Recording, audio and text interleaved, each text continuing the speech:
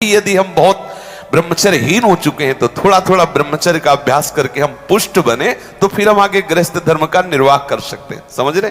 कोई ऐसा नहीं है जिसके हृदय में काम वेदना न हो, कोई ऐसा नहीं है जिसको शरीर की परस्पर आसक्ति न हो, पर इसी आसक्ति को मिटा देना हमारी साधना है। हम अंदर से जो आसक्ति रहती है वो बाहर चेष्टा कराने की अंदर प्रबल प्रेरणा करती है। अगर हम उस चेष्टा को न करें और उस प्रेरणा कई बार चर्चा है, अगर उस प्रेरणा को हम सह जाए और भगवत भजन में लगे रहे, धीरे धीरे वो अंदर जो प्रेरणा आती ना, विषय प्रेरणा, वो शांत हो जाएगी और हमारा हृदय एक दिन इतना निष्काम हो जाएगा कि सामने ये सब वस्तुएं होने पर भी संयोग की इच्छा नहीं रह जाएगी। हृदय में जब अपने हृदय में ही इतना आनंद मिल गया तो बात बिल्कुल सुख नहीं है, नहीं है, नहीं है। जो भ्रमित होकर उस सुख की खोज में कर रहे हैं वो सब परेशान है। जो सच्चिदानंद सुख में निमग्न है उनके हृदय से पूछो, सुख नहीं है, कहीं भी नहीं है। अगर होता तो जिस स्त्री को आप सुंदर देख रहे हो उसी का पति किसी और स्त्री की तरफ देख रहा है।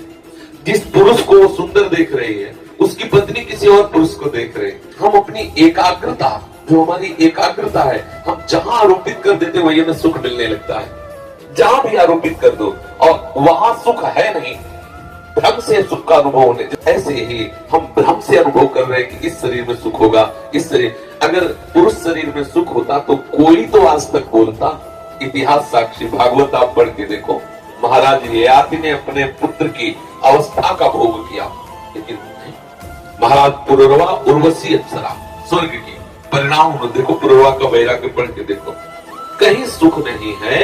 ये जो सुख बुद्धि है ये फंसाती है और ये बुद्धि ठीक करते ठाकुर जी भगवत आश्रित होकर के साधु समागम करते हुए आए हुए हृदय के आकर्षण और वेग को सह जाए और संयोग न बनने दे तो कुछ ही वर्षों में वो इंद्रिय विजयी हो जाएगा। कुछ ही वर्षों में उसके अंदर ऐसा धैर्य आ जाएगा कि जैसे आपके बड़ी मेहनत से आपने 1 लाख रुपए जमा किए, अब कोई 1 लाख चुराना चाहे तो आप दे दोगे कैसे? आपने 10 वर्ष से वो चल चल के ब्रह्मचर्य रहे, 10 वर्ष से, अब कोई आके आपको ब्रह्मचर्य से बंधित करना चाहे तो आपको आग लग जाएगी अपने मन, अपने तन में, सामने में कि अरे मैं कैसे ऐसा कर सकता हूं। पता है कितना जलना पड़ता है, ये वही जानता है जो साधक इस मार्ग में चलता है। ये सब जब जैसा भाव आया वैसा पा लिया, वैसा खेल लिया, तो क्या जानो तुम परमार्थ किसे कहते हैं। लोग समझते हैं बाबा जी ऐसे, परमार्थ किसे कहते हैं? आग की ज्वाला से चलना, हर समय चित्त चलता रहता है उसका, जो विषय आकर्षण होता है और माया विषय संयोग देती कि लो तुम चाहे अनुभव, क्योंकि अंदर की बात जान रहे हैं, क्योंकि उसी के यंत्र सब है, दूत तो उसी के है ना। अंतःकरण में मैं और मोर तोड़ते माया सब उसी का राज्य है। मन बुद्धि चित्त अहंकार सब प्राकृतिक ही है, उसी के दूत। उसको पता है इस समय साधक क्या चाह रहा है, सामने उपस्थित कर दिया, लो बिना किसी बाधा के से स्वीकार करो। अब अगर वो आकर्षण उसको खाए जा रहा है और अंदर से उसे कहीं ना कहीं लालसा है कि मुझे प्रभु चाहिए, अब इस स्थिति की जलन को वही समझ सकता है जो साधक है, दूसरा नहीं समझ सकता। उस समय उसको जो भयंकर वेदना होती है वही वेदना अनंत जन्मों के जो पाप है, दुष्कर्म किए, उन सबका नाश करके हृदय को पवित्र कर देती है और भगवत प्राप्ति के योग्य हो जाता है। ये सहना बहुत कठिन है। अच्छा, हम 10 वर्ष एकांत गुफा में हैं जहां समाज में कोई नहीं आता जाता, हम किसी तरह उधर पोषण करके ठीक रह गए। अब कभी ना कभी तो समाज में जाना पड़ेगा।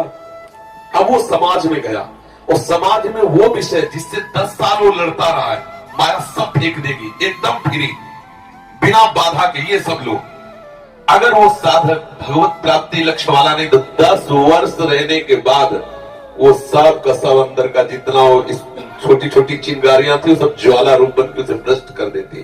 तभी होता है कि यार पहले तो ऐसे नहीं थे, अब ऐसे कर।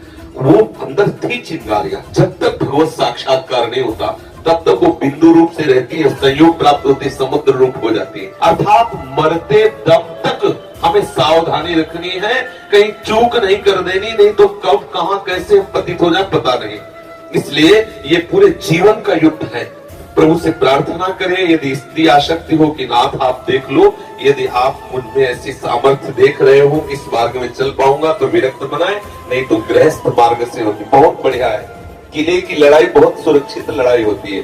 गृहस्थी से भगवत प्राप्ति किले की लड़ाई है, वहां काम क्रोध लोभ मोह मद मत्सर अगर आक्रमण करेंगे तो आप किले के अंदर सुरक्षित है, धर्म में है, आप पतित नहीं होंगे। मान लो एक पत्नी व्रत है, आप धर्म पूर्वक गृहस्थी का पालन करते, अधिक साधु महात्माओं की सेवा करते, नाम जप करते, ग्रंथों का स्वाध्याय करते, पवित्र आचरण, तो आप महात्मा है। आप वहां से धीरे धीरे निवृत्ति मार्ग में आ जाएंगे। अच्छा, जो निवृत्ति मार्ग में चला दौड़ के और एकदम गड़बड़ा के गिर गया, अब वो कैसे उठ सकता है? विचार करो।